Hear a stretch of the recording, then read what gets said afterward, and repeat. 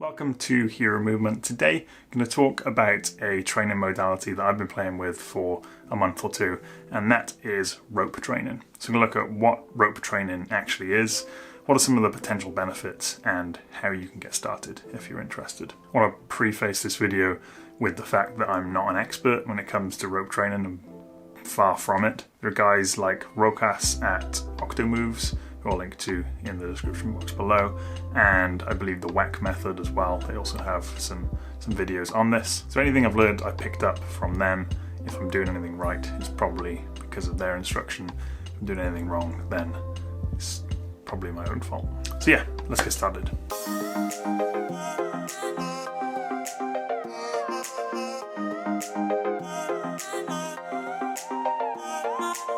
So the rope has been used as a training tool for hundreds, if not thousands of years. It's typically seen in boxing.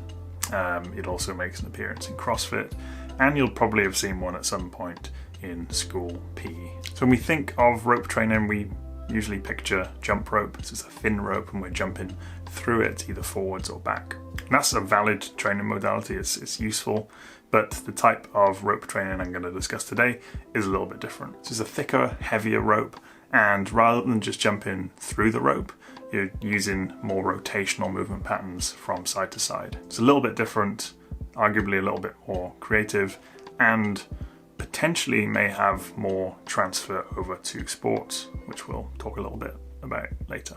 So I actually got my rope from a rope wholesaler that I'll link down below, and I cut it and tied the knots to make it fit me. So you ideally want it to come up to between the top of your hips and the bottom or middle of your rib cage if you're stood in the middle of the rope. But Octomoves is a place where you can go to get ropes that are specifically designed for this training. So if you don't want to go the DIY route, then you can go and check them out. So before we get into the training application of the rope and how to get started, let's talk a little bit about some of the potential benefits. So one, it's portable. It's quite easy to get hold of a rope and easy to travel with, not that expensive to get one. It's also versatile. So I've been using the rope predominantly for steady state, zone 2 type of training, cardiovascular training, but you could also use it in more higher intensity interval style training. It's relatively easy to pick up, so there's not a steep learning curve like there is with other skills like, say, a handstand,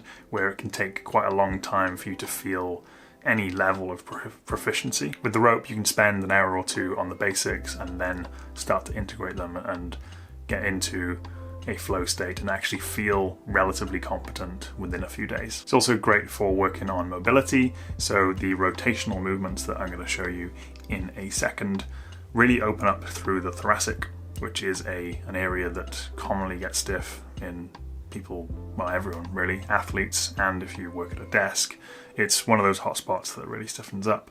But after a rope session, my thoracic feels very open and free. The last thing, and perhaps the most important one, is the transfer over to sports and athletic movements. Now, I don't currently have any way to measure this. We're all in lockdown. I can't really go and see how far I can throw a ball or, I don't know, grapple with anyone. But a lot of the movements that you will see me performing and that you can learn yourself, you'll notice they involve a degree of rotation and side bending. They look a lot like athletic movements like throwing a punch, throwing a ball, swimming, running. And using the rope helps you get a feel for these movements, and it also helps you develop a sense of timing because you have to time your rotation to keep the rope flowing. So again, I don't have any evidence that this transfers over to sports and environment, but having practiced it for a few months, it definitely feels like there could be some potential there. So let's take a look at a few of the basic exercises that you can use to get started. Just going to check my notes. Again, I'm no rope guru. I've just picked this up from more experienced practitioners, and I thought I would share it with you.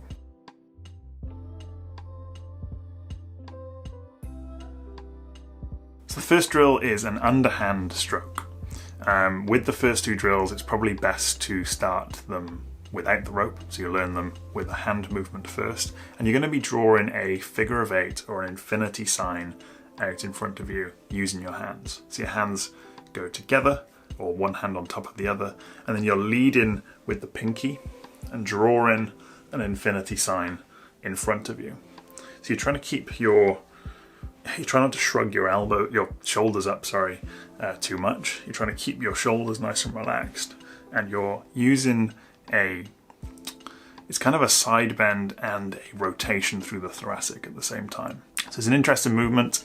It is almost exactly the same movement that you would use to throw an uppercut in boxing or MMA or whatever. So as the rope or your hands come to your right side, there's a side flexion on the right and thoracic rotation to the right. And then to bring your hands back across, you're kind of scooping under, throwing that uppercut, and then there's that same side bend and rotation on the left side too. So do 8 to 10 repetitions with just your hands, getting a feel for the movement, and then you can start to introduce the rope. So you're stacking your hands on top of each other and then performing that same figure of 8 or infinity sign movement. You can do repetitions on one side, or you can just alternate between sides. And when you get comfortable with just your hips facing forward, you can then start to bring a bit of rotation through the hips into it. So you come up onto the ball of the foot on the side that you are rotating from, if that makes sense. Interestingly, my dad was looking at videos for his golf technique the other week, and a coach was analysing Rory McIlroy's swing and why it's so effective and so good. And one of the key things he picked up on was this rotation through the thoracic and combined with the side bend. So that's where he's kind of winding up his torso, his whole body like a spring, and then releasing that energy through his stroke, through the ball, and knocking it miles. So yeah, it's interesting that it's a very similar movement to keep the rope moving as well. And this lateral bend and rotation, we also see it in striking. It's also seen in a more subtle way when you're running, whether it's long distance or sprinting. If you watch Usain Bolt, there is a slight rotation through the thoracic. So yeah, get comfortable with that one, and then we can move on to the overhand drill.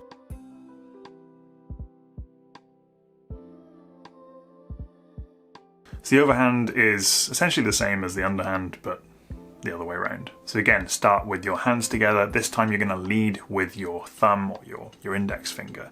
So it's the infinity sign, but the other way around, if that makes sense. Practice that for 8 to 10 reps, and then bring the rope into it. So you can see this movement is maybe more like throwing a ball or throwing a punch. So there's still that side bend and rotation, but it's coming from top down instead of bottom up. It's like chopping some wood as opposed to hitting a cricket ball.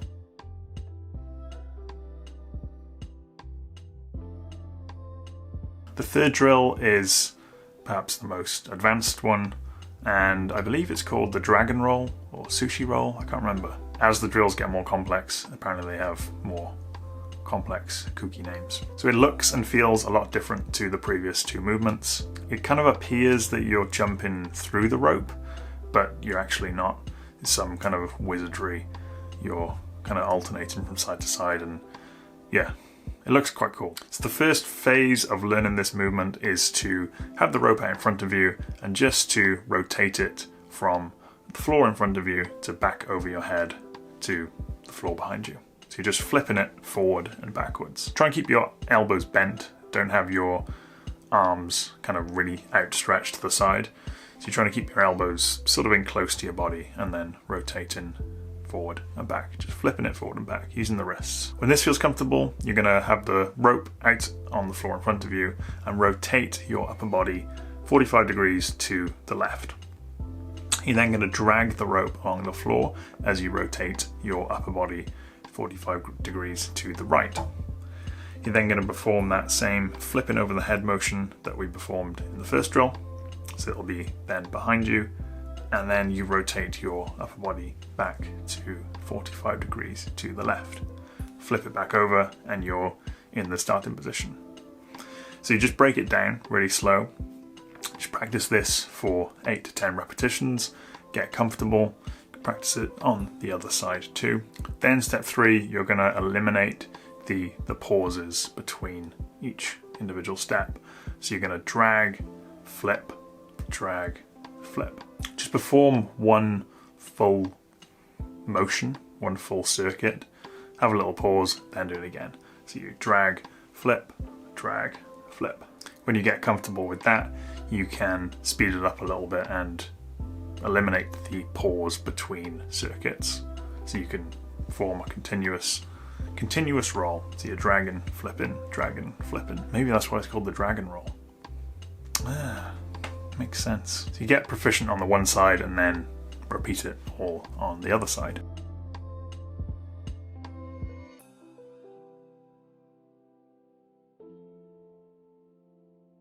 So it's all well and good practicing the drills in isolation, but I feel like some of the big benefits and the enjoyment from rope training comes when you can start to integrate movements together and get creative. So there's a few ways you can do that. The first would be to vary the speed, so you can perform it nice and slow and steady, but you can also experiment with faster rotations.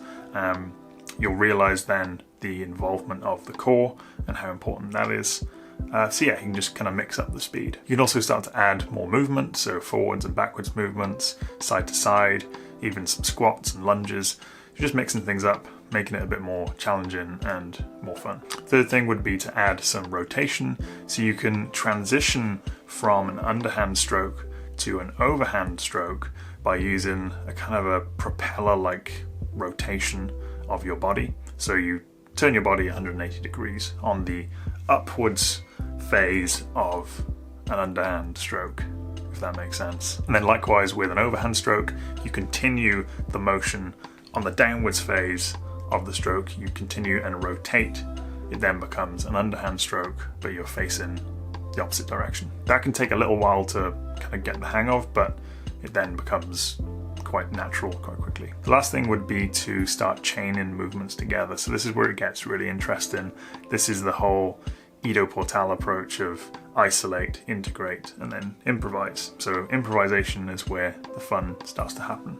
So there's endless combinations of movements that you can do. I've only mentioned 3 movements here, but you can get creative and come up with your own or discover others. One combo that I've enjoyed doing is combining an overhand stroke with the dragon roll. So an overhand stroke from right to left then becomes a dragon roll behind the head, and then comes to a overhand stroke on the right, left, dragon, alternating like that. Hard to describe, easier to see. So you'll be able to come up with much more creative patterns than me.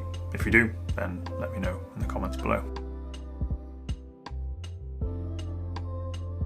So yeah, that's about it. To recap, step 1, if you want to get started with rope training, would be to get hold of a rope so you can make your own, or check out the link in the description to Octo Moves. I'm not affiliated with them in any way, just heard that they make good ropes. You don't have to get a heavy rope if you don't want to. You can learn the basics with a skipping rope, normal skipping rope, but the heavier rope I found gives you a bit more feedback and is a bit more of a tough challenge, harder workout. But yeah, you can get started with shoelaces tied together, skipping rope, whatever. Step 2 would be to master the basics, or at least get proficient in them. So spend, I'd say, your first 2 or 3 sessions at least just practicing those 3 drills in isolation. So like learning any skill, you want to be well rested. You don't want to be performing sets of like ridiculous number of repetitions. Just do 8 to 10, have a little rest, give your brain a chance to process that information and your body as well, and then come back to it. So stay fresh and yeah, don't overdo it. Don't try and go too fast or add intensity before you've got the basics. Step 3 then, once you've got the basics, would be to start to integrate some movements together. So like the one I mentioned, the dragon roll and the overhand, or you can come up with your own combinations. Step 4 then would be to start to improvise and just go with the flow. You can get creative, incorporate your rope training then into kind of a cardiovascular or mobility session. So yeah, that is just about it. Thank you very much for watching. Hope you enjoyed this. A little bit different to other videos I've done. But yeah, I've been enjoying the rope training. I'm not saying it's going to replace your other training, your other cardiovascular training, but it's quite a fun thing to experiment with. it's always good to learn new skills and just keep the mind young, I suppose. And yeah, I'm interested to see the transfer it's going to have or not have over to other sports and activities that I do. If you notice any difference as well, then yeah, it'd be cool to hear about that. If you like this video, then let me know with the thumbs and the subscribe and the comments, and yeah, stay safe, have a healthy, heroic day. Thanks.